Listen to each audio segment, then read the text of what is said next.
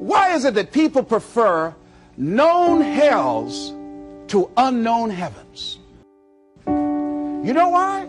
Because it's comfortable, ladies and gentlemen. A man who had been captured behind the enemy lines in a war and was sentenced to be killed, or another option. The captain said to the guy, listen, he said, tomorrow morning at 6 o'clock, you can face the firing squad, or you can go out this door over here. And the guy said, what's out the door?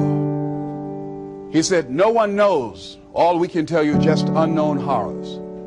He thought, and the next morning he selected the firing squad.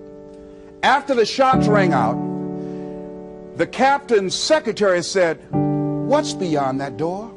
And he said, freedom. But very few people would select to do it because it's unknown.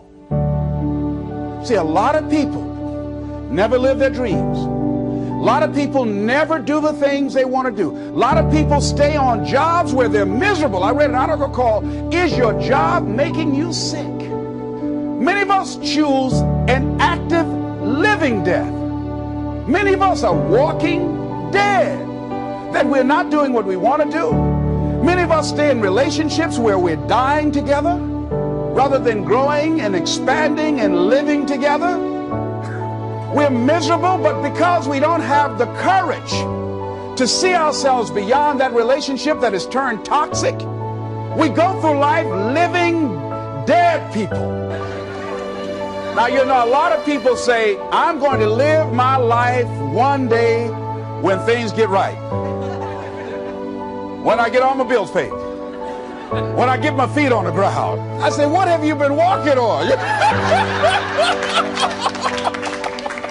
See, there are no problem-free moments. Always something there to build a case on why you can't move on, why you can't grow to the next level, why you can't begin to manifest your greatness, why you can't begin to live life on your terms.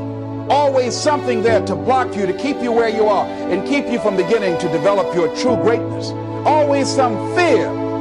How do we handle it? And I'm saying that if you've been hiding out behind but, if you've been using the fact that you don't have enough money or you don't have the education, take it head on. Go get the education. Most of us go through life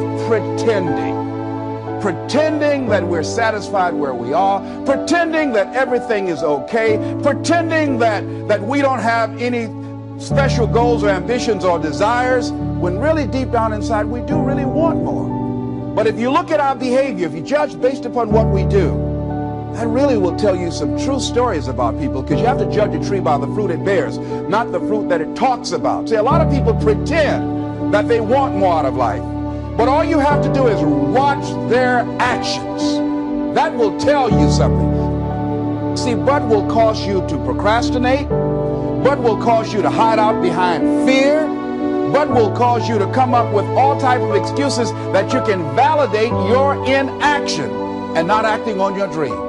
I was reading something the other day that talked about but. It says, but is an argument for our limitations.